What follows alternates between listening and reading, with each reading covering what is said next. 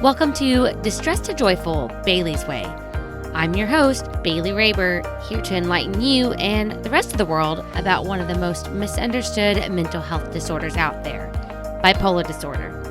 In each episode, we'll learn more about my personal journey with bipolar II disorder, how I've struggled with it, and how I've learned to overcome those struggles. Together, we'll laugh, we'll cry, and most importantly, we'll have fun. You'll leave each episode feeling hopeful and stocked full of useful information on how you can better yourself and the world around you.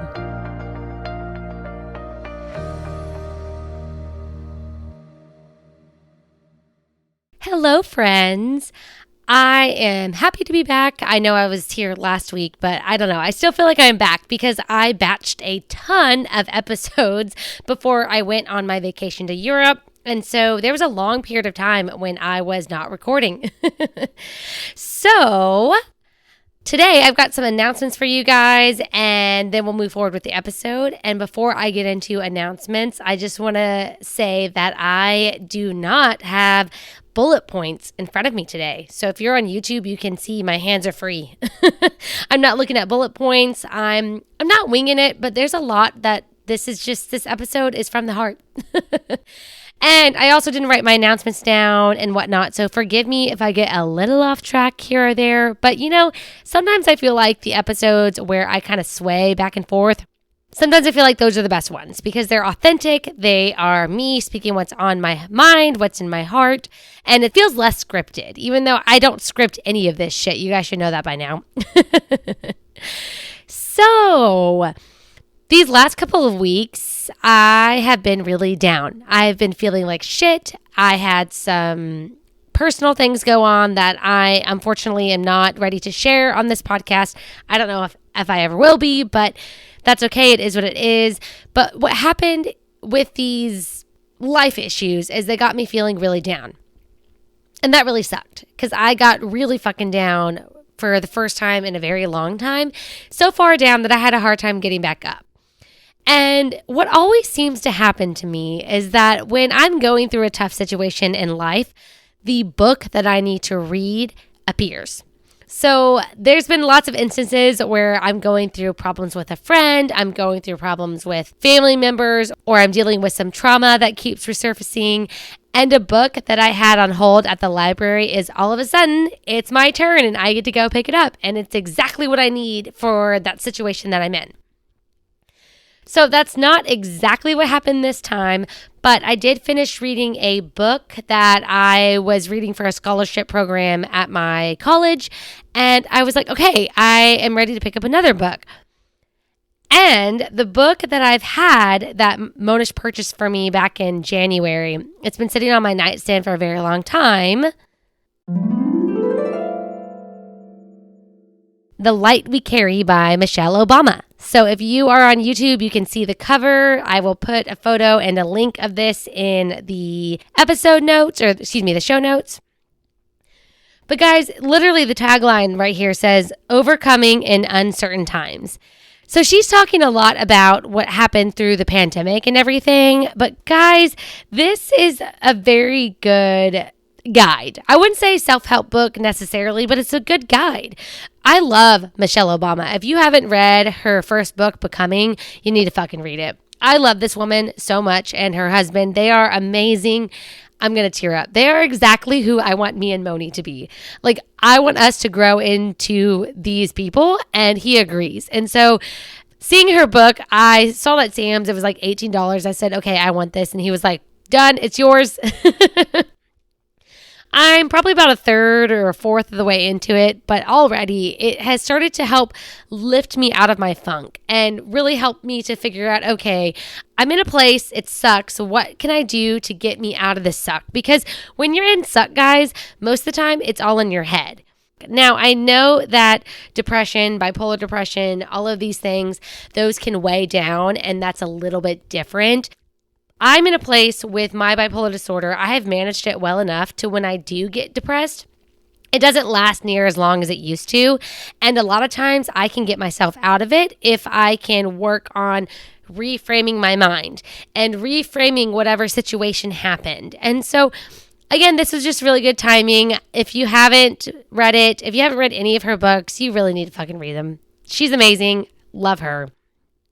Another fun announcement is that this month I have been really busy with custom projects. So most of you guys know that I have my Etsy shop, Bailey's Way Designs.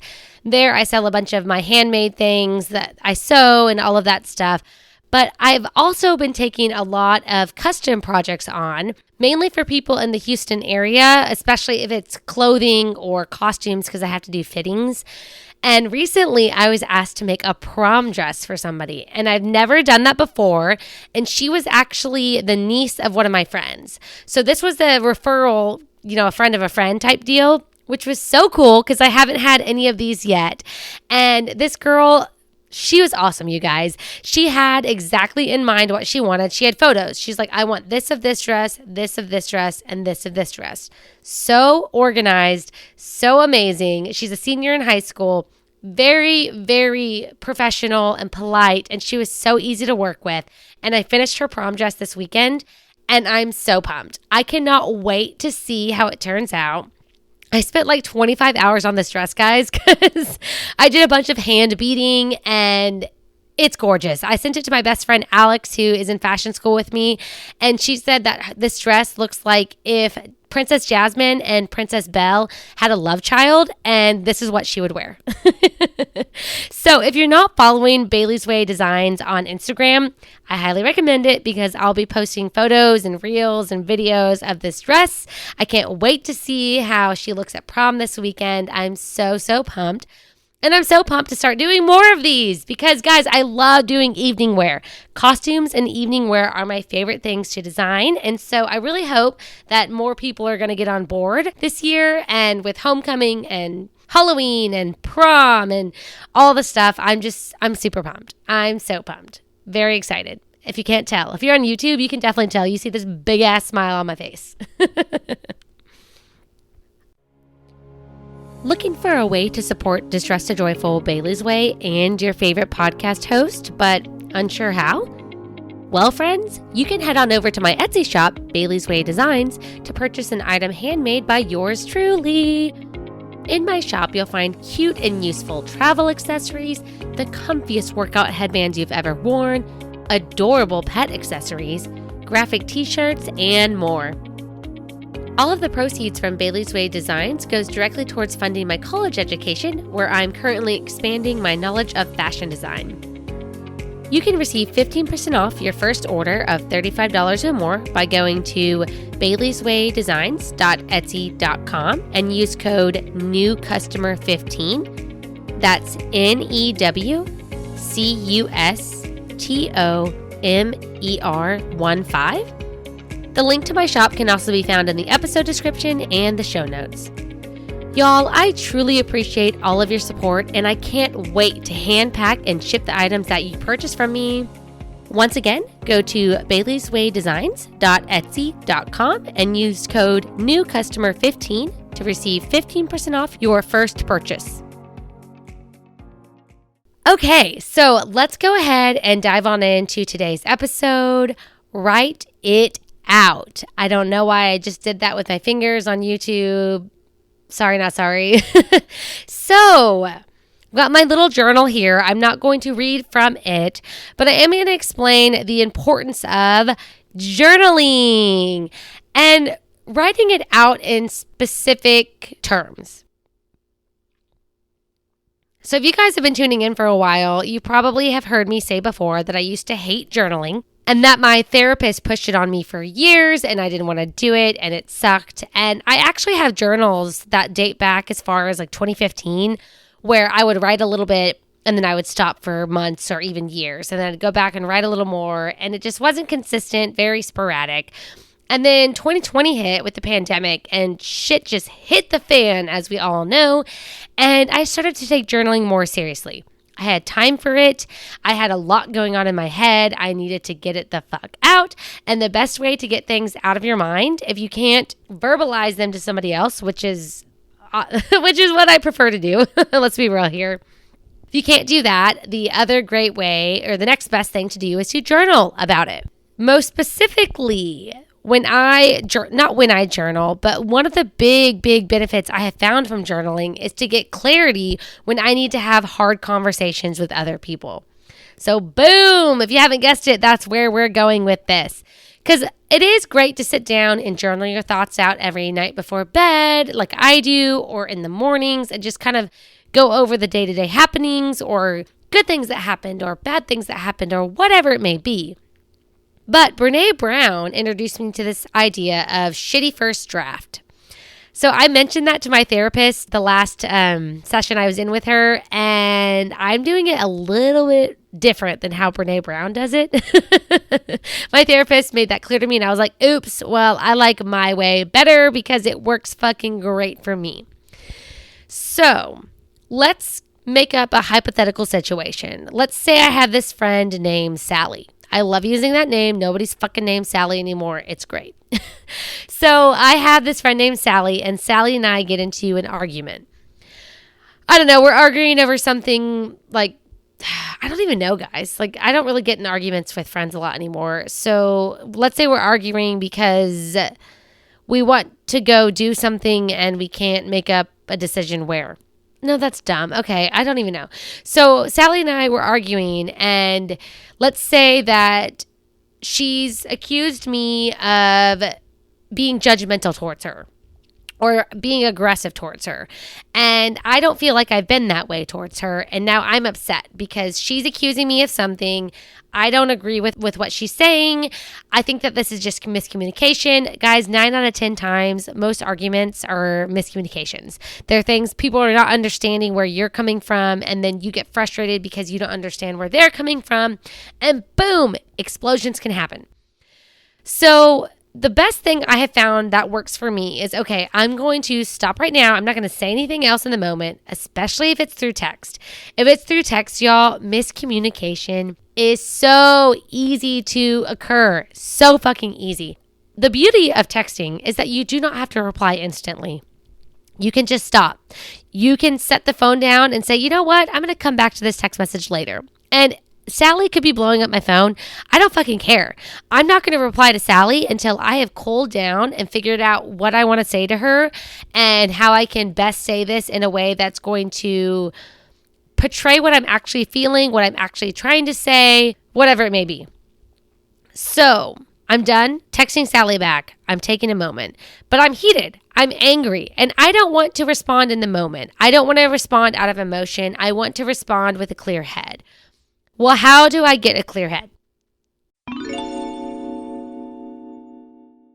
My journal, right here, my handy dandy journal, which you can see if you're on YouTube right now, that I have found is the best way to do this.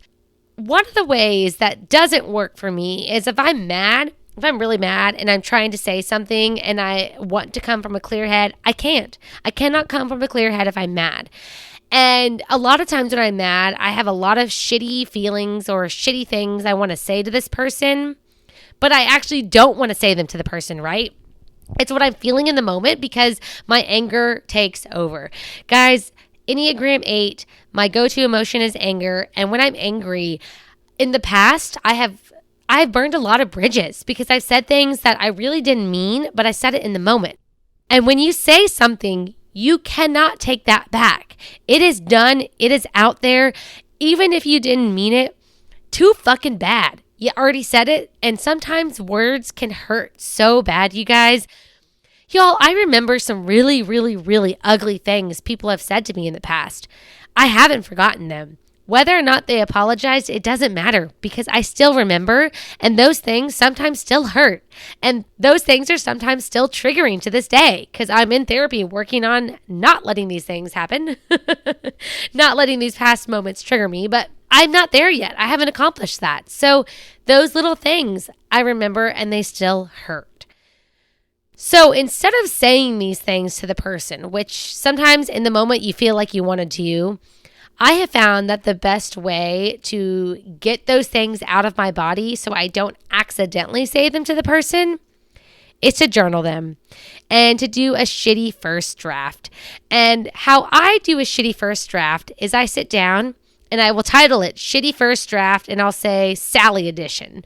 And that's who I'm going to be talking to right there. I always date and put the time on it, like I talked about in my most recent Travel Tales episode, Travel Tales number 5, and Italian Adventure Part 2. I talk about how I do that.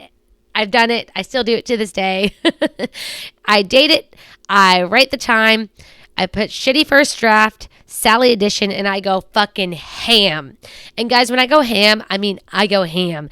I say anything and everything that I'm feeling right then and right there, but I say it on paper right here with Ariel, which actually that's not real Ariel because this is not a Disney book, but obviously that's her silhouette. But I write it all down in this Ariel journal, and this is who I say it to. I say it. I say, you're a fucking cunt. I can't believe that you aren't listening to me. I can't believe that you would think that about me. Why would you assume that? Why would you accuse me of this? Yada, yada, yada. All of it goes here. All of it. And some of you listening, if you've ever been a close friend of mine, or if you are a close friend of mine, you probably have a shitty first draft in here. I'm not going to lie. And that's okay, because you've probably felt some shitty things towards me too. And I have no hard feelings about that. Guys, we're humans. Things happen. Things piss us off.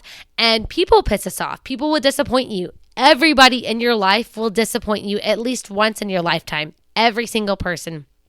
Y'all, as much as I love my fiance Monish, he has disappointed me. He has pissed me off. And he will do it again. Because again, and again, guys, we are humans. We make mistakes.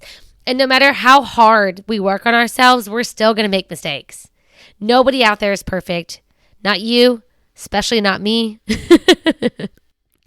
So I write all of these things out. I get every little mean thing that pops up that I want to say. I get it all out on paper in this journal. And then I slam it shut and I leave it alone for a while. And I don't text Sally back for a couple of days.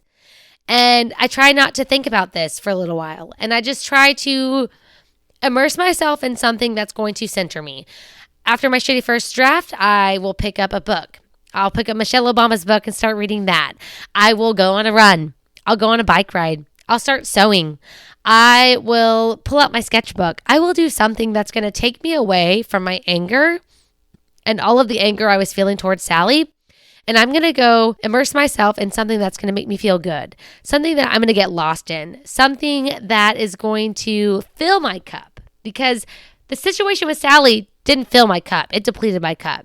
So now I need to go fill it back up. So once I fill it back up, sometimes I need a couple of days to fill it back up. Maybe I'm so depleted from this experience with Sally that I'm completely drained and I need some time. So once my cup is filled back up and I'm feeling better and I'm feeling clearer and I'm feeling more centered, then I go back to the same journal and I start writing a different message to Sally. And I will literally, guys, I will sit down with my journal and sometimes I will open those text messages from Sally and I'll see what she said and I'll write in my journal and I will say what I really want to convey to her. I will apologize for wrongdoings. I will apologize for miscommunication. I will apologize for coming off like I meant harm or for coming off like I was being judgmental. Whatever it was, I'm always going to apologize first, guys. Because here's the thing. Even if I'm not 100% wrong, if there's an argument or there's a miscommunication, I could have done something better. I could have been more clear. I could have used nicer words. I could have done something. And so I'm going to come and I'm going to apologize for that because I am not perfect. I am not holy here. I did something wrong and they did something wrong. That is how this has occurred. Both of us, something wasn't right. Taking that first step and apologizing, y'all, seriously does wonders for relationships. And I wish I would have learned that sooner. I'll actually do a podcast here in a couple of weeks where I talk about apologies and how I've learned how to apologize, the importance of it, and what it actually means to apologize. So when I start with that, even if Sally is still mad at me a week later and I come to her and I'm like, hey, I want to talk to you about this. When I apologize first, if Sally had some walls up and she had some defenses, she's going to bring that down. And she's going to be able to be like, okay, let me listen to her. Let me see what is actually going on here. So I'm apologizing for anything that I did wrong, for upsetting her, for miscommunicating, those things. And then I'm going to move into what I was actually trying to communicate. And I'll be like, hey, Sally, I am so sorry that I came off as judgmental. I never meant to sound like that. I am the last person who would be judging of you, much less anybody else. And I'm truly sorry that it felt that way. I'm so sorry I made you feel that way. Not I made you feel that way. Okay, sorry. We're not doing the apology lesson here, so bear with me. Then I'm going to go in and say, Sally, what I really meant was this, or what I was trying to convey was this, or whatever have you. And this is really hard because I'm just making up a situation right now. But all of this is to say that if I'm writing that down here, I'm going to get clear and I can be a lot more cognitive of what I'm saying.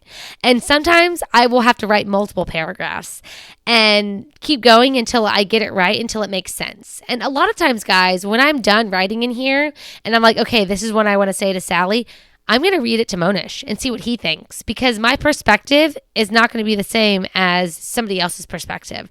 A lot of times it's really good to get the perspective of somebody else so that you're not making the same mistakes all over again.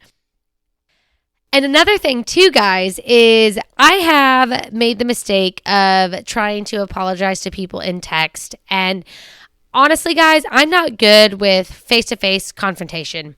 I'm not. I tend to react a lot quicker.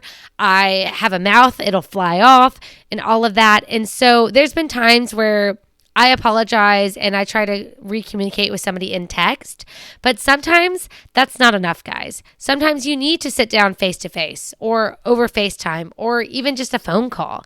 And when these things occur, I bring my journal with me. I have multiple times sat down with friends with my journal. Alex, if you're listening, she can attest to this because I've done that with her. I've taken my journal and I've written down the ways that I felt hurt or what I needed to express to her. And guys, honestly, every time I've done this with somebody, when I brought my journal and I'm like, hey, I want to read this to you. I took the time to write these things out and I would appreciate it if you didn't interrupt me, but if you could just hear me out and let me, express how I feel or what I want to say to you.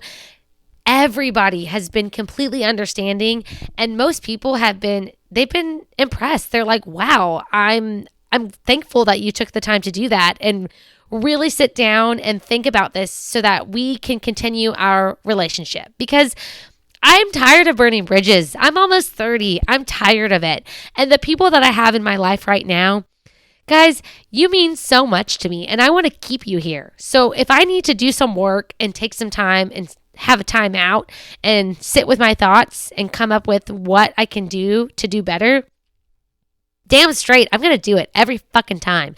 I do that with Monish a lot.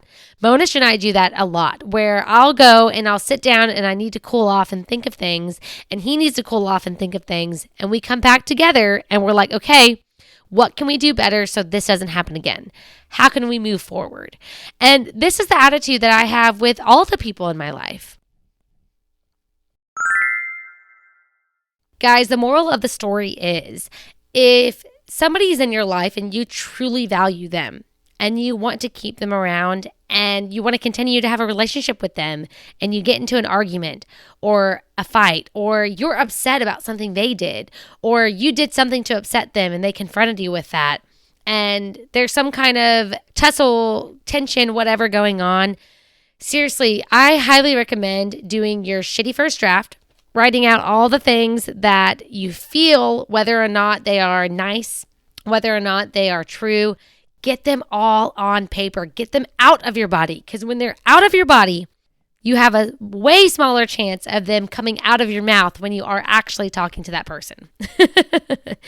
Then when you have a clear head, come back to it and think about what you really want to say to that person and write it down. Seriously. Now that is the part that Brene Brown really got me on. And I can't remember which of her books that she talked about it in, but one of her books, she wrote that She went and she was leaving her job and she was giving her boss her notice and she wanted to verbally have a conversation while handing in the notice. So she wrote down bullet points of things that she wanted to say. And these are things that she wanted to make sure that were said, which, bingo, that's another reason why it's really good to write these things out and bring your notebook, bring your notes on your phone, whatever it is. Because if you have everything written down, it's a lot easier to stay on track and make sure that you say every little bit that you need to say, especially if you are setting boundaries with that person, because you don't want to miss that.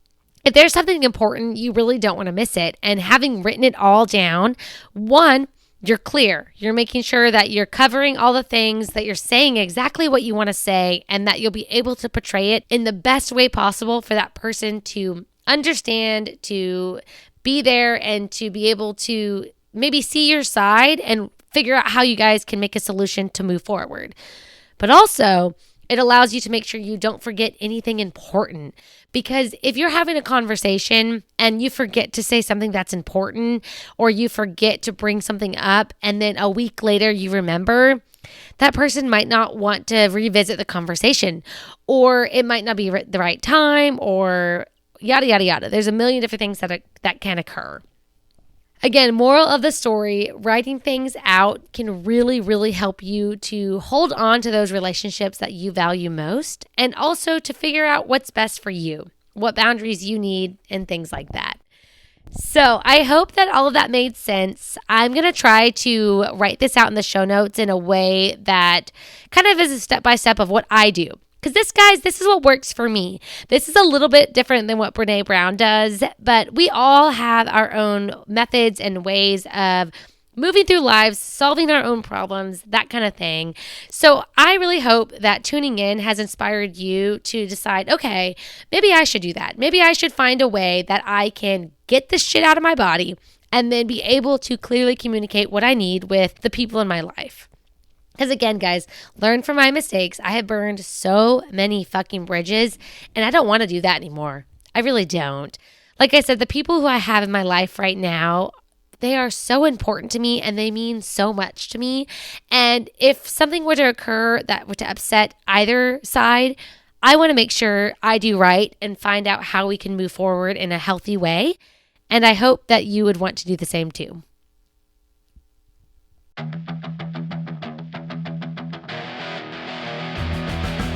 Win of the week. Win of the week.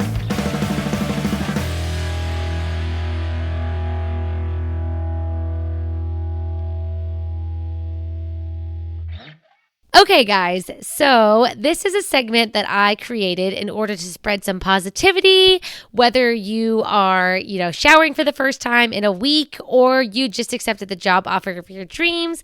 Win of the Week is here for us to share joy and to celebrate all of the wins in life, because a win is a win and there's no such thing as too small of a win. And we celebrate all of them equally here on Distress the Joyful Bailey's Way. So, as you know, I do not have a paper in front of me today, so I'm going to give my win of the week. Well, I guess my win of last week, because this week it's Monday right now as I'm recording, currently Monday. And the win that I want to share with you guys is that we are having an engagement party in 2 weeks, and I'm really, really excited. It's actually less than 2 weeks now. But this engagement party, it's nothing fancy. It's not going to be, super themed out like my birthday party or like how I love to do things. But it is going to be a bunch of people that Moni and I love who live here in Houston or here in Texas. We have some friends coming from out of town. I'm really excited. And it's just a moment to get to celebrate our recent engagement with people that we love. So I'm really pumped. Again, it's casual, but it's going to be really fun. And I'm super excited about it. So yeah, that's the win. So what wins do you have that you want to share? You can send me a message on Instagram at DistressTheJoyful_Bailey's You can email me at whatisheybellsdoing@gmail.com. Or you can click the link that is in the episode description on your podcast platform that you're currently listening on or on YouTube. And you can fill out the win of the week form to submit that way as well. So I want to hear from you. I want to celebrate you. So send in your wins. So in the next episode, we're going to discuss how to be a supportive partner when bipolar disorder is in the mix. So this is going to be very interesting, guys, because we're going to come from two different perspectives. A lot of the times I just come from my perspective and what I need from my partner. But my partner needs things from me too. It's a two-way street. I can't always be telling and asking things of him. Sometimes he needs to do that also for me. And when there's bipolar disorder, that is like a third person. And that's something that we need to manage and work on together. So do not miss the next episode where I dive into all the details and the things that really have helped us grow a very strong, very healthy relationship over these last 3.5 years. And these things that will hopefully continue to strengthen our relationship as time moves forward. Thank you for tuning into the show. If you are listening on Apple Podcasts, I would love if you would write a review and tell me what you think of the show. If you're on Spotify, you can leave a rating. I really, really want to hear from you guys. So whatever works best for you. Don't forget to hit the cute little subscribe button at the top of your listening platform so that you can stay up to date with the new episode releases. And be sure to head on over to the website, whatisheybellsdoing.com, to check out the show notes from today's episode. Also, if you didn't know this, if I haven't screamed this enough in the last few episodes, I am now putting the raw video footage on YouTube. So all of my mistakes from when I recorded this episode, you're going to see my face. You're going to see the things that I hold up. You're going to see me talk with my hands like I'm doing right now, like I do all the time. And so spread the word. It's also a totally free way to listen to this podcast. So if you don't have access to Apple Podcasts or Spotify or Stitcher, don't you worry, you can get it for free on YouTube. All right, so until next time, take it easy, stay grateful, and be joyful. Bye.